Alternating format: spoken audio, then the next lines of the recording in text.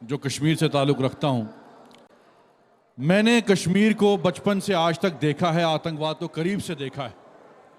जो हुआ आज पूरे जम्मू कश्मीर में मातम है, और जो घटना हुई वो कश्मीरियत पे हमला है, वो इस्लाम पे हमला है, वो पूरे हिंदुस्तान पे हमला है। और इस वक्त समय नहीं है कि हम एक दूसरे की आलोचना करें, राजनीति करें। इससे फायदा जो है हमारे दुश्मनों को होता है। यही बात मैंने कश्मीर में भी की थी। और जिस तरीके से मैंने देखा बचपन से आज तक, आज पहली बार मैंने एक तब्दीली देखी, एक चेंज देखी कि पहले कश्मीर में जुलूस निकलते थे आतंकवादियों के समर्थन में, और आज आतंकवादियों के खिलाफ वहां हड़तालें होती हैं और जुलूस निकलते हैं। यह बहुत बड़ी कामयाबी है। इसलिए आज सवाल जवाब मत करिए, पाकिस्तान को मौका मत दीजिए, हिंदू मुस्लिम मत करिए। हमने सहा है कश्मीर में आतंकवाद को, हमने सहा है, हमने परिवार खोए हैं वहां। आज शहीद आदिल, जरा मुझे बताइए कौन गया देश का यहां से उन सैलानियों को बचाने के लिए? कोई वहां सिक्योरिटी का ऑफिशियल नहीं था। वो शहीद आदिल, उसने पाकिस्तान के उन दहशतगर्दों को, उन आतंकवादियों को ललकारा। अगर वो 10 मिनट उनके साथ नहीं लड़ता, मुझे लगता है कैजुअलिटी उससे ज्यादा बढ़ गई होती। वो चुन चुन के मार रहे थे, लेकिन आदिल ने यह परवाह नहीं की कि मैं मुसलमान हूं। उसने अपनी जान से खेला और जान भी दे दी, लेकिन उन सैलानियों को बचाया। आज ये हिंदू मुसलमान मसला नहीं है। आज देखिए कश्मीर में जो कश्मीरी है उन्हें घर खोले, अपने खाना खिलाया उन सैलानियों को। और आज हमें इस वक्त जो पूरे देश में अगर हम आज भी इकट्ठे नहीं हुए तो पाकिस्तान हम पे भारी हो जाएगा। मैं कश्मीर का नौजवान हूं। इस देश को अगर सलमान निजामी के खून की जरूरत है, सबसे पहले मैं इस देश के लिए कुर्बान होने के लिए तैयार हूं। मैं मुसलमान हूं, लेकिन इससे पाकिस्तान मजबूत होता है। मैं कहता हूं अगर पाकिस्तान अमन की बात करता, हम कहते ठीक है अमन की बात करो, लेकिन जो पाकिस्तान ने ये हरकत की है, जो हमला किया है, हमारे निहत्ते उन यात्रियों पे हमला किया है, उन सैलानियों पे हमला किया है, मैं कहता हूं शराफत मत दिखाइए। एक आज इस वक्त कांग्रेस हो, एनसी हो, कोई भी पार्टी हो, बीजेपी हो, ठीक है चूक हुई, आपसे भी चूक होती रही पहले, लेकिन हमें इस वक्त एक दूसरे पे सवाल नहीं करने। इस देश को एक होके पाकिस्तान को ऐसा सबक सिखाना है कि वो कोशिश ना करे कि वो कभी दोबारा कश्मीर घुसे। आज कश्मीरियों ने भी पाकिस्तान को जवाब दिया है। मैं कश्मीर का आज यहाँ रिप्रेजेंटेटिव हूँ, आखिरी में बोलना चाहता हूँ, आज कश्मीरियों ने पाकिस्तान को जवाब दिया है कि हमें तुम्हारी जरूरत नहीं है। हम हिंदुस्तानी थे, हम हिंदुस्तानी हैं, और मरते दम तक हम हिंदुस्तानी रहेंगे। जनरल मेसन, मतलब इससे अच्छी भावना नहीं हो सकती ऐसे वक्त पर। लेकिन सवाल है कि अब कड़ी निंदा और आलोचना से ज्यादा देश का सेंटिमेंट है कि हम कुछ करें।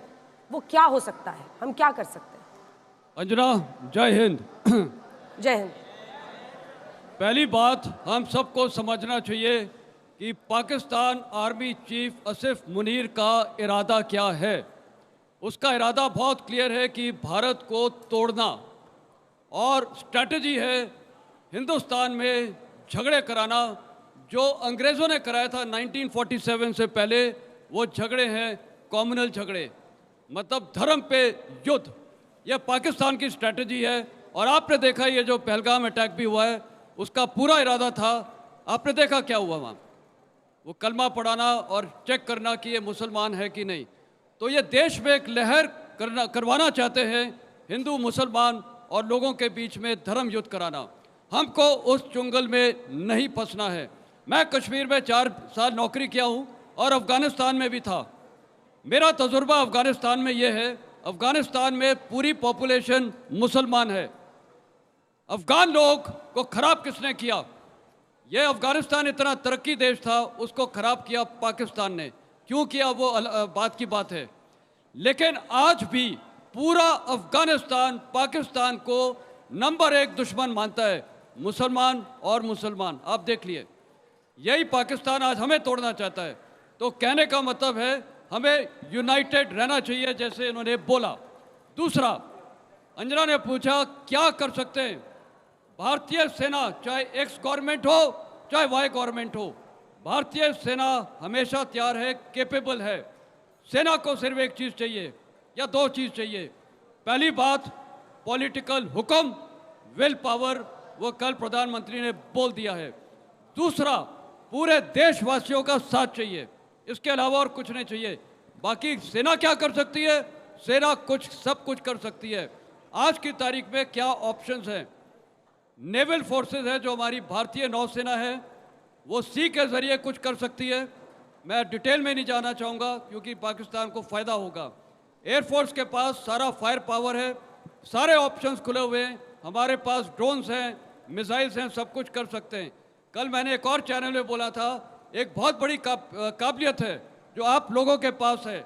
इंडिया में साइबर वॉरफेयर, पाकिस्तान की तमाम सब कुछ साइबर अटैक करो, एयर स्पेस पे अटैक करो। और आखिरी में है ज़मीनी सेना। मेरे दोनों बेटे स्पेशल फोर्सेस में कमीशन हुए थे। स्पेशल फोर्सेस में भारतीय स्पेशल फोर्सेस की अगर जो ट्रेनिंग है इतनी बढ़िया है, तो जो स्पेशल फोर्सेस हैं वो सब कुछ कर सकते हैं। और आज कश्मीर में ये पीओके वो हम कर सकते हैं। और क्यों कर सकते हैं? कारण ये है कि पाकिस्तान के वेस्टर्न फ्रंट में आज बलूचिस्तान, खैबर पख्तूनवा में टीटीपी और अफगान तालिबान किसके ऊपर हमला कर रहे हैं? पाकिस्तान सेना पे। दूसरा, ईस्टर्न फ्रंट पे हम खुले ही हैं। चौथा, आप ये देखिए पाकिस्तान ऑक्युपाइड कश्मीर में कौन बैठा हुआ है? हमारे ही कश्मीरी लोग। आज वो भी नारा लगा रहे हैं कि हम किससे साथ जुड़ना चाहते हैं? भारत के साथ। वहाँ मेरे को बोलते थे पाकिस्तान और अफगानी कि ये पाकिस्तान की यंगस्टर्स, आप जैसे यंग लोग, वो बोलते हैं वी रिग्रेट पार्टीशन। कहाँ हिंदुस्तान और कहाँ पाकिस्तान? और चौथा, चीन की आज किसके साथ लड़ाई चल रही है? ट्रेड और टैरिफ वॉर चल रहा है अमेरिका के साथ। तो चीन भी हस्तक्षेप नहीं करना चाहिएगा। तो अंजना, आज की तारीख में भारतीय सेना को सारे ऑप्शंस हैं और मौका सही है सब कुछ करने का। हम कुछ भी कर सकते हैं। अब वो भारतीय सेना के जो जनरल्स हैं, जो सर्विंग है, वो फैसला करके बताएंगे इस देश को कि हम क्या कर सकते हैं, कब करेंगे, कहाँ करेंगे, कैसे करेंगे, वो हमारे ऊपर है, वो फौज पे छोड़ दिए। लेकिन आप कह रहे हैं कि पीओके के अलावा बलूचिस्तान और खैबर पख्तूनवा पर भी नजर रखने की जरूरत है। बिल्कुल, सारे ऑप्शंस ओपन है। मैं आपको बता रहा हूँ, अफगानी लोग इतनी नफरत करते हैं पाकिस्तान से, और सबसे प्यार कौन से देश के साथ करते हैं? कोई बोल सकता है? इंडिया के साथ। तो ये तो मौका बहुत अच्छा है। बलूचिस्तान आज हमारे साथ खड़ा हुआ है।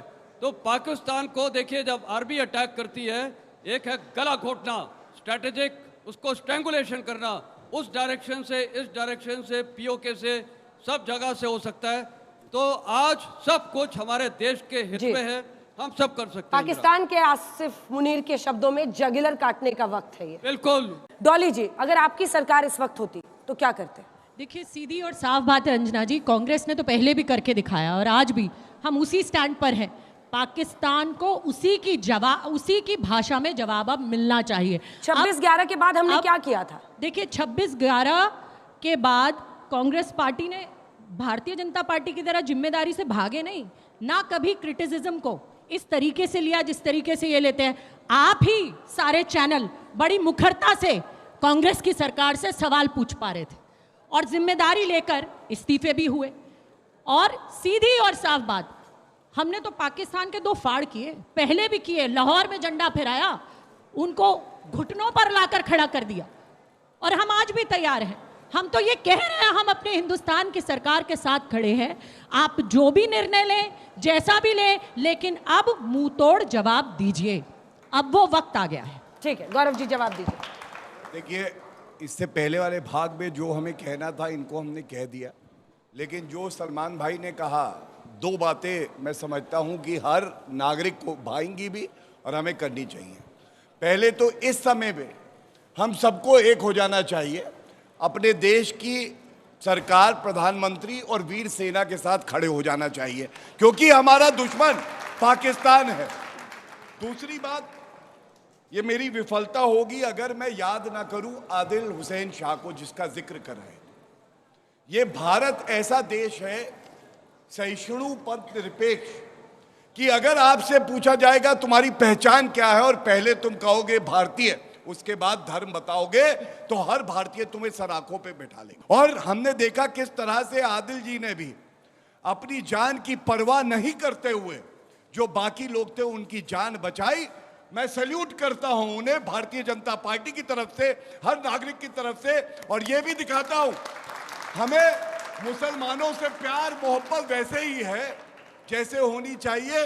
अगर अब्दुल हमीद बनोगे तो सराखों पे बैठाएंगे, अगर बुरहान वानी बनोगे तो कुचल देंगे, ये बात याद रखना। इसके बाद दूसरी बात, आज सबसे बड़ी बात यह है कि भारत की जो कूटनीति है, नरेंद्र मोदी जी का जो नेतृत्व है, अमेरिका से, इटली से, रूस से, पूरे विश्व से समर्थन किसको आ रहा है? भारत को आ रहा है। और हमें तो ये पता है कि अगर पाकिस्तान के साथ और कोई शत्रु भी मिल जाए तो उसकी इतनी औकात और हैसियत नहीं है कि हमारी वीर सेना का सामना कर सके। तो अब एक ही परिणाम होगा पाकिस्तान का, नेस्त नाबूद हो जाएंगे और टुकड़े इतने होंगे, भारतीय बच्चे कंचे खेलेंगे इस पाकिस्तान से। याद रखना ये बात, पाकिस्तान की ना औकात है ना उसके पास पैसा है, और जो अपने वीर जवानों की लाश नहीं क्लेम करता है उसकी तुलना हम अपने मुल्क से कभी क्या कर सकते हैं? कभी नहीं कर सकते। आज जो बदलाव आया है मैं जरूर बताना चाहूंगा। हमारे पास राफेल है, हमारे पास S-400 मिसाइल सिस्टम है, अपाचे है, चिनूक है। आज जो सैनिक को चाहिए वो जरूरत है उसकी पूरी, और उसका जज्बा जो है वो तिरंगा छू रहा है, आसमान छू रहा है, हमें कोई रोक नहीं सकता है। कुछ दिन की बात है, आपको पता चल जाएगा हमारी सेना ने क्या बदला लिया है। इनको अपनी नानी और परदादे याद आ जाएंगे, पाकिस्तान कहीं दिखाई नहीं देगा। अनुराग जी, देश में एक सेंटिमेंट है कि राफेल के टेस्ट फायर का टाइम आ गया है, ऐसे में ये सेंटिमेंट विपक्ष का भी नहीं होना चाहिए। अब ये सवाल ही कैसा है, मुझे समझ में नहीं आया। विपक्ष का तो है, विपक्ष ने जैसी पाकिस्तान के खिलाफ बात हुई, विपक्ष बोला क्या? हम चुप सुनते रहे ना, हम तो आपके साथ खड़े हैं। आप पाकिस्तान को निस्तो नाबूद करो, हम आपके साथ आगे चल के आपका साथ देने को तैयार है सरकार का। हम तो कह रहे हैं, जैसे इन्होंने शुरुआत की, ये समय हम लोगों को एक हो जाना चाहिए। चाहिए वाइए नहीं, हम एक हैं, कोई चाहिए वाइए नहीं। हिंदुस्तान पे आंख दिखाई गई, हम एक हैं और एक रहेंगे। दूसरी बात, जैसे एक इन्होंने हमारे साथी ने, कश्मीरी साथी जो हमारे भाई उन्होंने बोला, उसे मुझे याद आता है एक सैयद हुसैन भी, वहाँ पे जो जिसकी हत्या हुई है, वो घोड़े पे घुमा रहा था सबको। जब वो आए हत्यारे, जब उन्होंने गोलियां चलाना शुरू की तो उसने उसकी बंदूक पकड़ ली, पहले उसको झटका, उसके बाद भी बंदूक पकड़ ली, तो उसको गोलियों से छलनी कर दिया। तो उसको सोचो, गोलियों से छलनी कर दिया।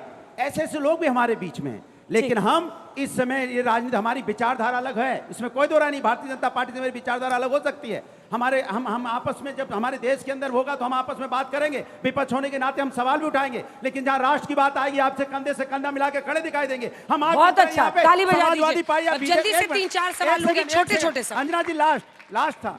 मैं भारतीय जनता पार्टी की तरह हम यहाँ पे लेके नहीं घूमेंगे कि आपने क्या घोषणा की थी तो की थी, हमारे आपके बीच की बात थी, लेकिन नमस्कार, मेरा सवाल कांग्रेस और समाजवादी पार्टी से है। अभी पाकिस्तान धर्म के नाम पे हमें बांट रहा है, जिसका उदाहरण आपको देखने को मिला है। आप जातीय जनगणना करवा के आप हमें जात में बांटेंगे तो उसका क्या नतीजा होगा सर? इस पे आप जवाब दीजिए।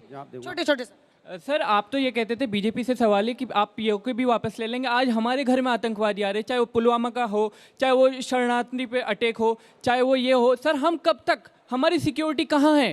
पुलवामा अटैक हुआ था तो सत्यपाल मरी गवर्नर जो थे वो बोले थे कि अगर ये हेलीकॉप्टर मिला होता तो अटैक नहीं होता, सब बच जाते।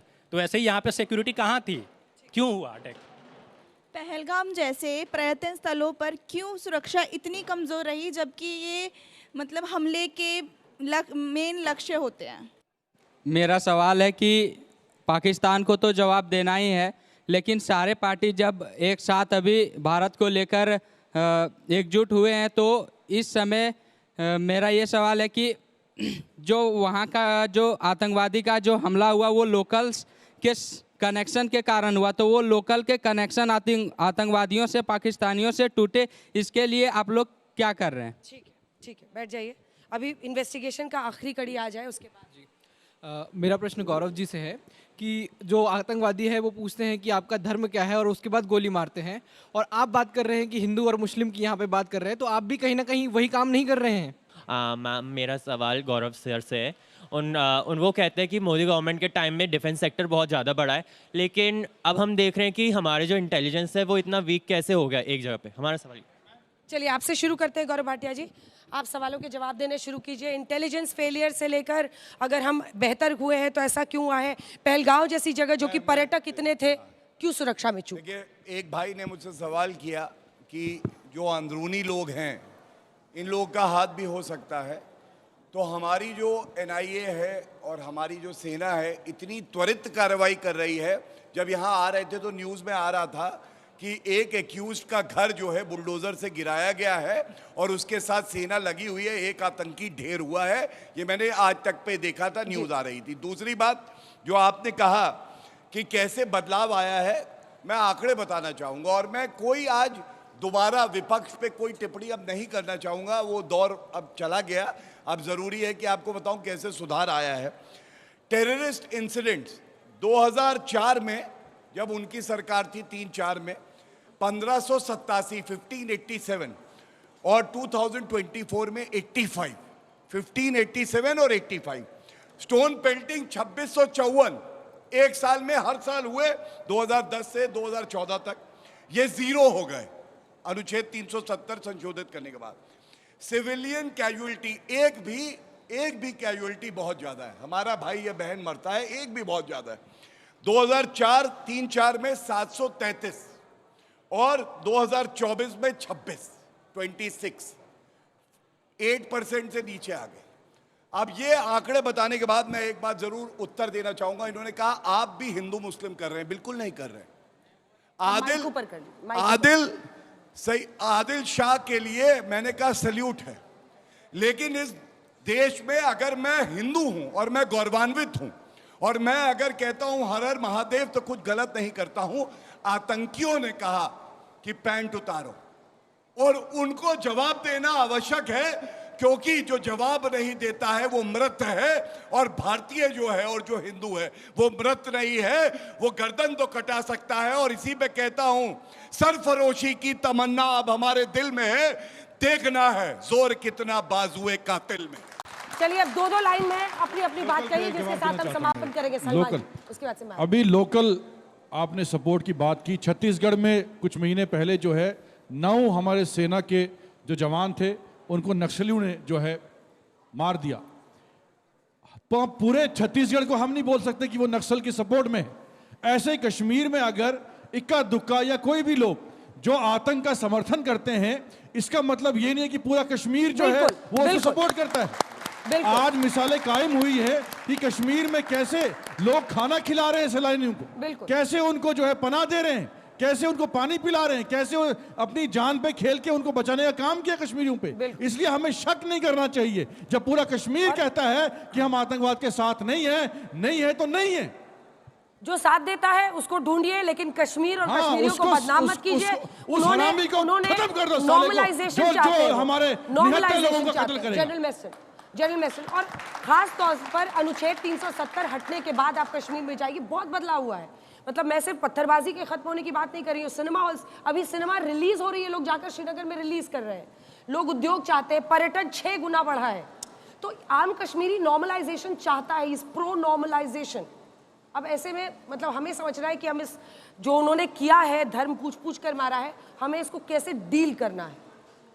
अंजना, साफ बात यह है कि आर्टिकल 370 लगाने के बाद, उठाने के बाद जो चेंजेस हुए हैं ग्राउंड पे, आपने बता दिया, इन्होंने भी बता दिया कि क्या क्या चेंजेस हुए हैं।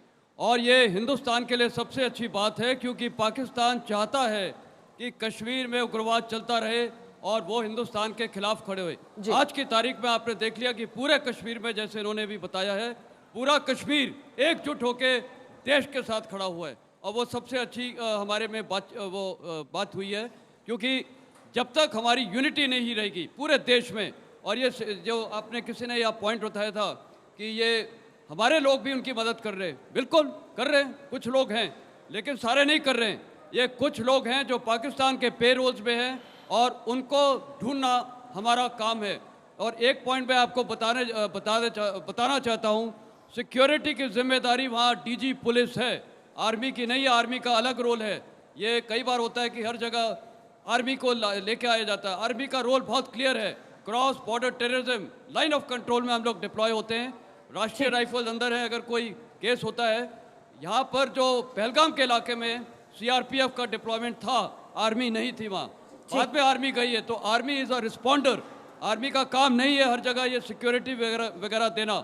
आर्मी का काम है दुश्मन पे ऊपर हमला करना, दुश्मन पे अटैक करना, जो अभी हम करेंगे। तो ओवरऑल जो ओवरग्राउंड वर्कर्स हैं, उनको ढूंढने का भी एक तरीका है। और सिर्फ देश के अंदर ही विपक्षी पार्टियां नहीं, पूरे विश्व का साथ मिला है, और तभी भारत ने इंडस वाटर ट्रीटी जैसे इंटरनेशनल ट्रीटी को रोका है। ट्रंप से लेकर नेतन्याहू हो, पुतिन हो, सब साथ दे रहे हैं। देखिए, मैं तो बस इतना ही कहूँगा सभी से, पूरे देशवासियों से, ये सोशल मीडिया पे या कहीं भी जो हिंदू मुस्लिम करने की कोशिश कर रहे हैं, उनको भी मुंह तोड़ जवाब देना है। जो हमारे आपके बीच में लगा, मुंह तोड़ क्या होता है? मुंह तोड़ मतलब उनको नहीं प्रोत्साहित करना है। आप एक तरफ सिखा रहे हैं नफरत छोड़ो, फिर कह रहे मुंह तोड़। क्या होता है? जवाब दोगे ना? अरे तो बोलिए ना, जवाब देना है। मुंह तोड़ क्या जवाब होता देना है। मैं जो हमारे आपके एक मिनट, जो ठीक। हमारे आपके बीच में ये जो बीज खाई बोने बनाए, की उनको कोशिश कर रोकना रहे है। हैं, नहीं रोकना है, और जवाब भी उनको अच्छी तरह से देना है कि दोबारा उस पर लिख ना पाए। ये जो बार बार हमारे आपके बीच में नफरत बोने की कोशिश कर रहे हैं ना, ये ठीक नहीं है, देश के स्वास्थ्य के लिए ठीक नहीं है। मजहब नहीं सिखाता आपस में बैर रखना, हिंदी है हम वतन है हिंदुस्तान हमारा। ये आज सबको याद रखने की ज़रूरत है, क्योंकि पाकिस्तान के मंसूबे ये साफ बताते हैं कि वो कश्मीर को फिर से बेरंग करना चाहते हैं। आप और हम कश्मीर जाने से डरें, हम लोगों में दहशत फैले, आपस में भाई भाई को मारा जाए। हिंदुस्तान तो वो है जहां हमने दिवाली की मिठाई भी खिलाई है और ईद की सिवई भी खाई। हमारी ये एकता, अखंडता, साथ रहने की चीज़ ही हमें फिर से पाकिस्तान पर विजय पाने में समर्थ करेगी। फिर से हम पाकिस्तान पर विजय पा पाएंगे। और एक और बात, अपनी बात इसके साथ कहना चाहूँगी कि गौरव जी ने बहुत सारी चीज़ें गिनाई, कुछ चीज़ें मैं भी गिनाना चाहती हूँ। जो जनरल बख्शी ने कहा कि सेना की भर्ती अब खुलवा दीजिए, 60,000 जवान हर साल रिटायर हो रहे हैं, 1,80,000 जवानों की कमी है। तो मुझे लगता है कि अब वापस भर्ती खुलवानी चाहिए, ताकि हर जगह पर्याप्त मात्रा में आर्मी की डिप्लॉयमेंट हो, ताकि हमारा हिंदुस्तान सुरक्षित रहे। ये टैक्स पेयर का पैसा उनकी जान को बचाने में लगता रहे। बहुत बहुत धन्यवाद। जय हिंद। गौरव जी, एक छोटा सा इसका जवाब, बस 2 लाइन का। बस देखिए, इतना कहूंगा, ना भूलेंगे ना माफ करेंगे। इस बार पाकिस्तान को साफ करेंगे, और जब करेंगे तो इतनी उम्मीद जरूर रखता हूं, इतना विश्वास मोदी जी पे है कि होगा जरूर।